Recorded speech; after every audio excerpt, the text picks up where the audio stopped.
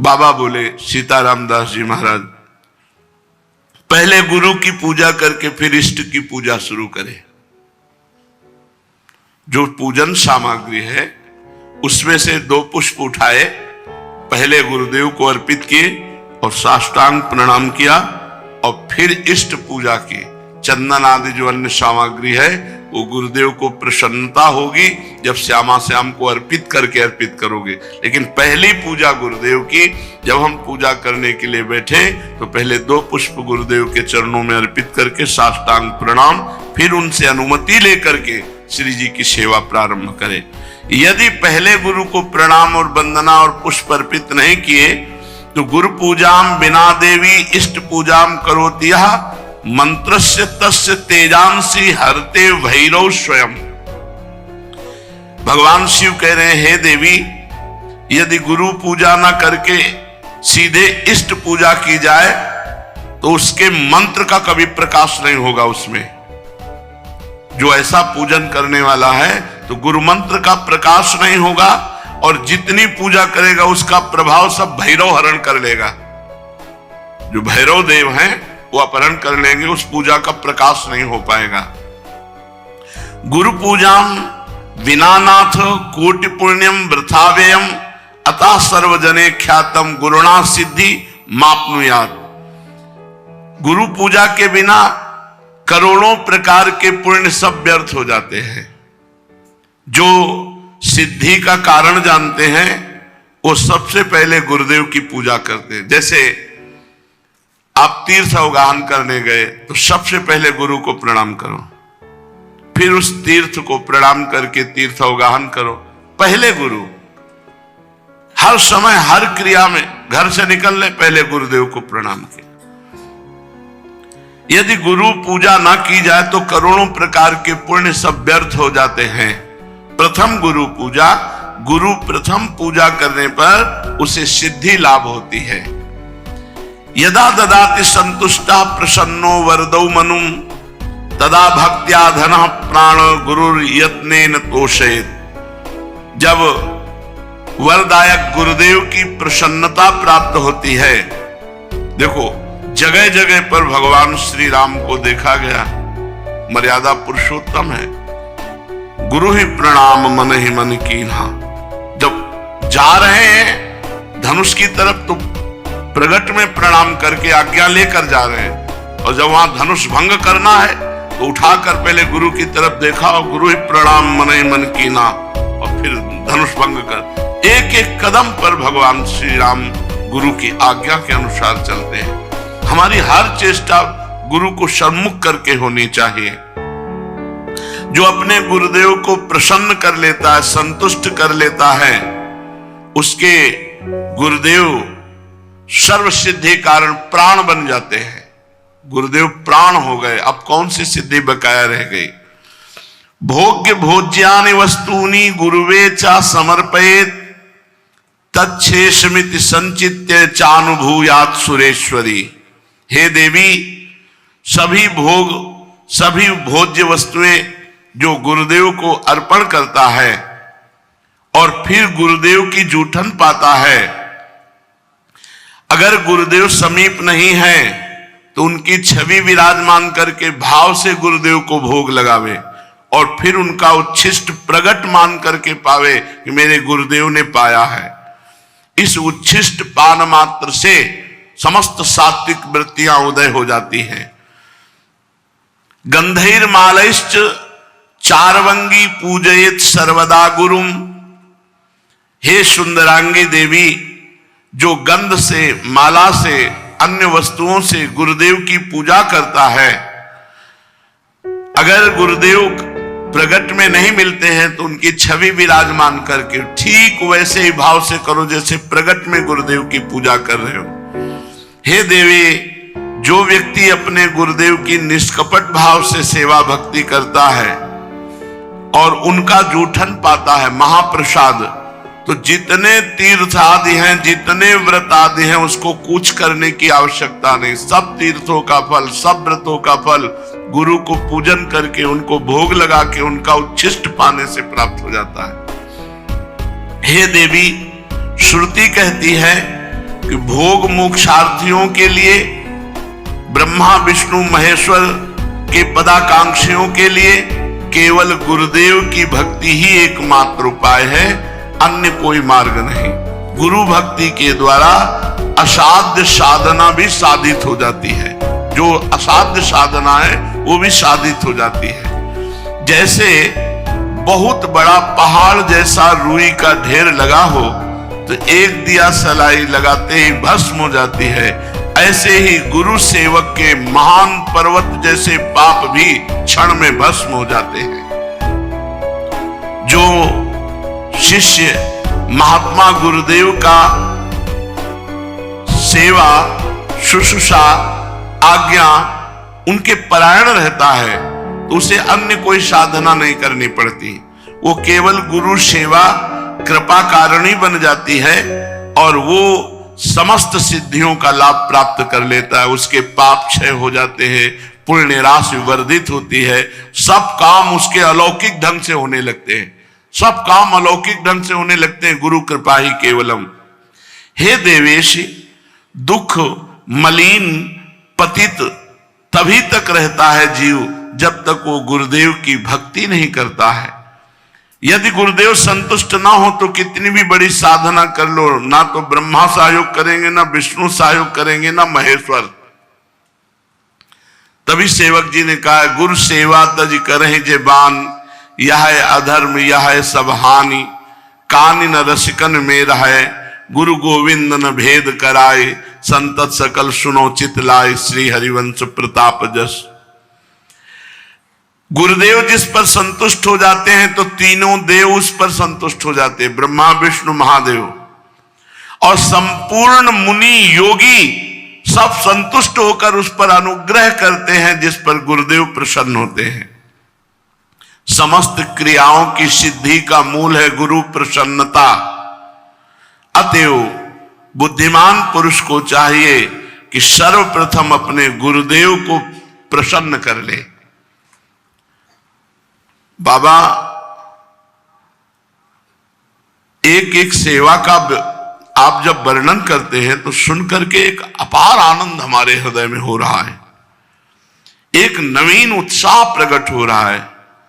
साथ ही मैं अच्छी तरह से समझ गया हूं कि गुरु सेवा करने से मुझ सरीखे श्रद्धा भक्तिहीन प्राणी को भी परम पद मिल जाएगा। हाँ, तवा दारतिम भय शोको लोभ मोह भ्रमादया, यावन नायाति शरणम श्रीम गुरुम भक्त वत्सलम। तभी तक पीड़ा भय शोक रोग लोभ मोह भ्रम ये साधना में विक्षेप डालते रहते हैं जब तक भक्त वत्सल श्री सदगुरुदेव भगवान की शरण नहीं ग्रहण की जाती। अधिक क्या कहूं, यदि गुरुदेव संतुष्ट हो जाए और कह दें कि जा तो मुक्त हो गया, तो इस बात को भगवान भी नहीं काट सकते। बस ये बात पकड़नी। तो कह रहे भगवान भी उस बात को नहीं काट सकते। यदि गुरु कह दे कि जा तो मुक्त हो गया, बस मान लेना चाहिए मैं तो मुक्त हो गया, मेरे गुरुदेव ने कह दिया। जैसे कभी कभी आनंद में उमगन में होते हैं और कह देते तू चिंता मत करना, जब हमने भार ले लिया तो तुम्हें क्या चिंता करना, बस निश्चिंत हो जाना चाहिए। कि जब गुरुदेव ने कह दिया कि हमने भार ले लिया तो जब उन्होंने ले लिया, पर जीव देहाभिमानी है, वो इसे विनोद समझ लेता है, इसे व्यर्थ बात को समझ लेता है कि भला ऐसे इनके कह देने से मुक्त हो जाएंगे क्या। एक बार गुरु महिमा प्रदर्शित करने के लिए देवर्षि नारद जी बैकुंठ में गए।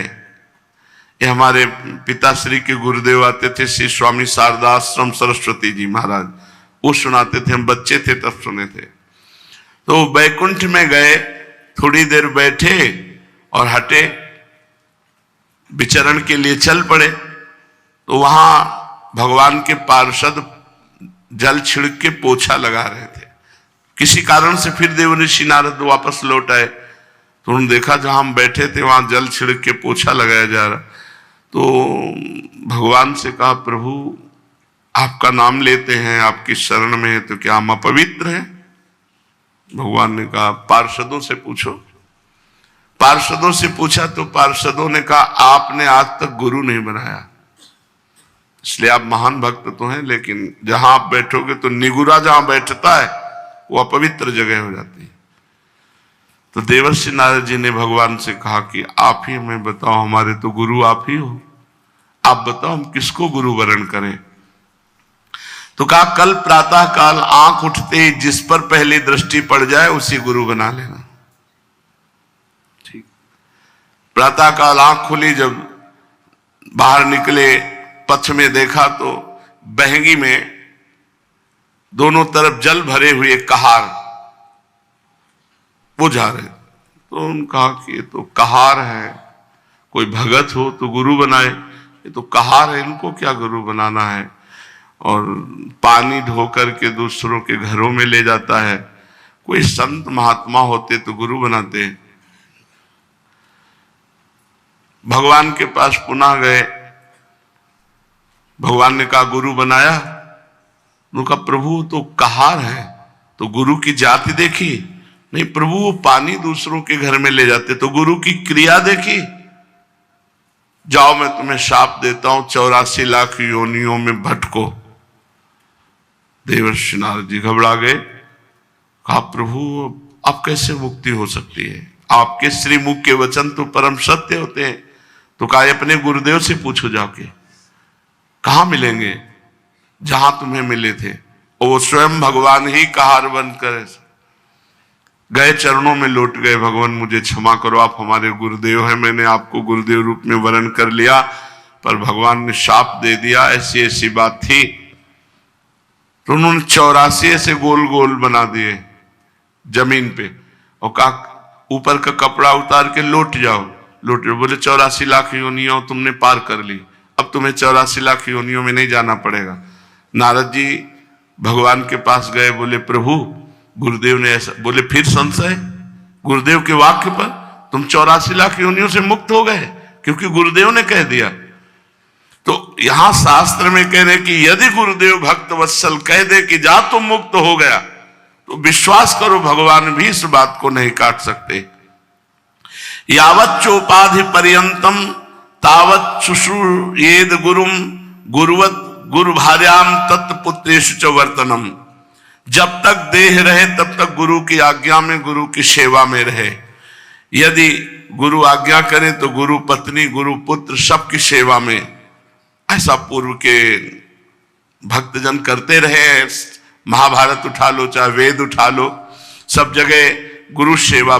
क्योंकि उस समय गुरुजन जो रहते थे वो जंगलों में रहते थे, पर्णकुटी में रहते थे, पर उनकी गुरु पत्नी भी रहती थी, उनके पुत्र भी होते थे। तो यहाँ आज्ञा कर रहे हैं कि अगर गुरु आज्ञा करे तो गुरु पत्नी, गुरु पुत्र आदि की भी गुरु के समान ही सेवा करे। यश देवे पराभक्तिर यथा देवे तथा गुरो तस्सेते कथिता हरथा प्रकाशन्ते महात्मना। जिसकी परमेश्वर में जैसी भक्ति है उसी तरह गुरु में भी वैसी भक्ति होनी चाहिए, परमेश्वर के समान। श्वेतरोपनिषद में है यस्य देवे पराभक्तिर यथा देवे तथा गुरु।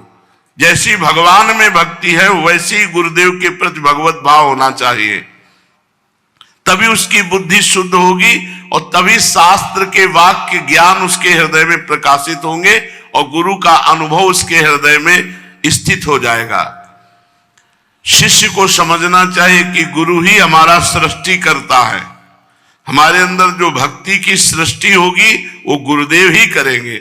गुरुदेव ही हमारे दोषों का विनाश करने वाले संहारकारी रुद्र है और गुरुदेव ही हमारे सद्गुणों का पालन करने वाले भगवान श्री हरि है।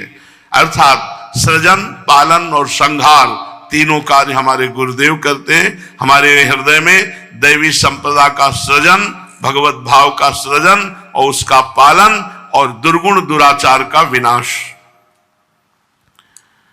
गुरु संतोष मात्रेण तुष्टा शिव सर्वदेवता। यदि गुरु संतुष्ट हो गए तो त्रिभुवन के सारे देवता संतुष्ट हो गए। गुरु तुष्ट हो गए तो भगवान शिव प्रसन्न हो गए। गुरु रुष्ट हो गए तो भगवान त्रिलोचन रुद्र रूप होकर उसके साथ सद्गुणों का संहार कर देंगे। अगर गुरु रुष्ट है तो यह अधर्म यह सब हानि कानि नरस कन मेरा है, बड़ा भारी अधर्म हो गया, बड़ी भारी हानि हो गई।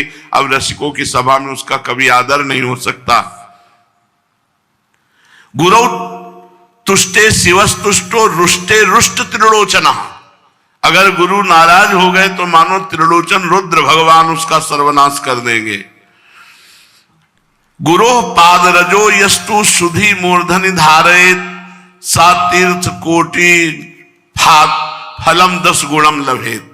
जो सुजान व्यक्ति अपने गुरुदेव की चरण रज को अपने मस्तक पर डालता है वो करोड़ों तीर्थों के अवगाहन का तत्काल फल प्राप्त कर लेता है और तीर्थों से 10 गुना लाभ उसे प्राप्त होता है। 10 गुणम लभेत फलम।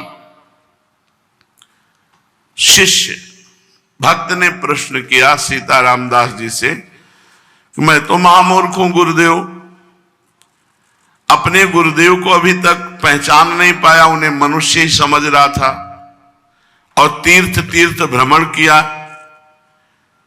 क्या गुरुदेव की चरण तल में सारे तीर्थ विराजमान है? इस बात को ना जाने कब मन में विश्वास दृढ़ होगा। हे देव और कृपा करके गुरु महिमा बताइए।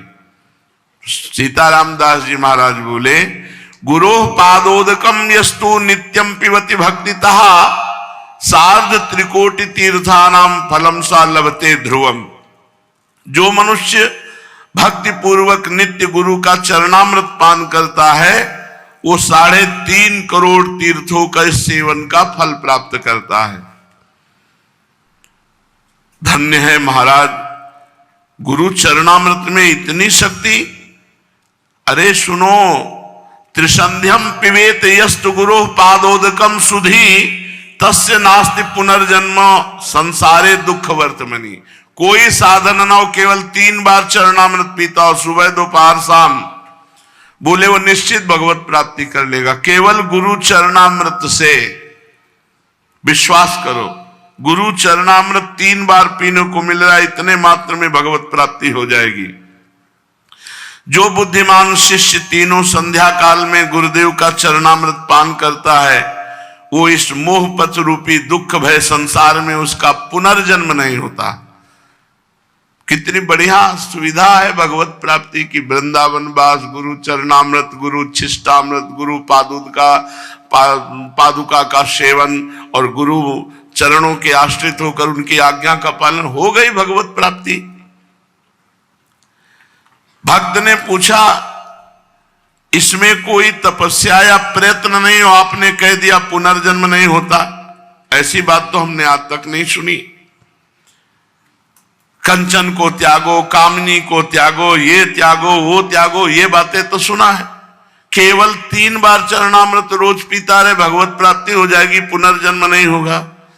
वत्स, बाबा बोले बेटा ये बहुत गुप्त बात है, बहुत श्रद्धा की बात है। ब्रह्मा विष्णुश्च रुद्रश्च सर्वाश्च पितृदेवता तिष्ठन्ति श्री गुरु पाद पद्मार्चिते शुभे जले। जो गुरु को चरण प्रक्षालन के लिए जल अर्पित किया गया और गुरु के चरण धोए गए और फिर चरणामृत पिया गया तो सारे पितरों का उद्धार हो जाता है। सर्वाश्च पितृदेवता, तर्पण से उनको जो तृप्ति नहीं होती, गुरु चरणामृत से सारे पितरों का उद्धार हो जाता है। और गुरु पाद पद्म का जो जल है, चरणामृत है, पीने से ब्रह्मा विष्णु रुद्र सब देवता उसके अधीन हो जाते हैं। गुरु पादोदकम यस्तु नित्यम पिबेत मानुषः धर्मार्थ काम मोक्षा निधियो जायते च सः। जो मनुष्य नित्य गुरु का चरणामृत पान करता है वह धर्मार्थ काम मोक्ष का स्वामी हो जाता है, अर्थात चारों पुरुषार्थ उसको प्राप्त हो जाते हैं। अपिवा विगलत पाद प्रक्षालन जलम यदि पिवेद अमृत भावेन यह सा देवी पुरम व्रजेत। गुरु के चरण से स्पर्श किया हुआ जो चरणामृत है उसका जो पान करता है वो साक्षात भगवत धामवासी हो जाता है। गुरु पादोदकम यस्तु शीर्षा धारयेन नरः सा सर्व तीर्थजम पुण्यम लभते नाम संशयः। जो व्यक्ति स्नान के समय गुरु चरणों का ध्यान करते हुए अपने मस्तक पर जल डाला तो सारे तीर्थों के स्नान का फल प्राप्त हो गया। विश्वास करो इन बातों पर। सर्व तीर्थावगाहानाम फलम प्राप्नोति निश्चितम गुरु पादोदकम सम्यक संसारार्णवतारणम।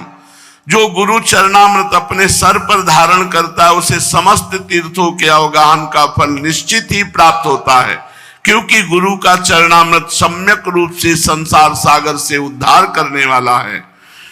अज्ञान मूल हरणम जन्म कर्म निवारणम ज्ञान वैराग्य सिद्ध्यर्थम गुरु पादोदकम पिबेत।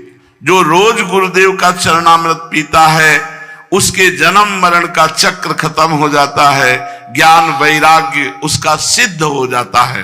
गुरु पादोदकम पेयम गुरुर उच्छिष्ट भोजनम गुरु मूर्ति सदा ध्यानम गुरु स्तोत्रम सदा जपेत। जो गुरुदेव की चरण पादुका का पूजन करता है, गुरु चरणों के चरणामृत का पान करता है और गुरु की जूठन पाता है और गुरु के अधीन रहता है, त्रिभुवन में उसके लिए कुछ दुर्लभ नहीं है।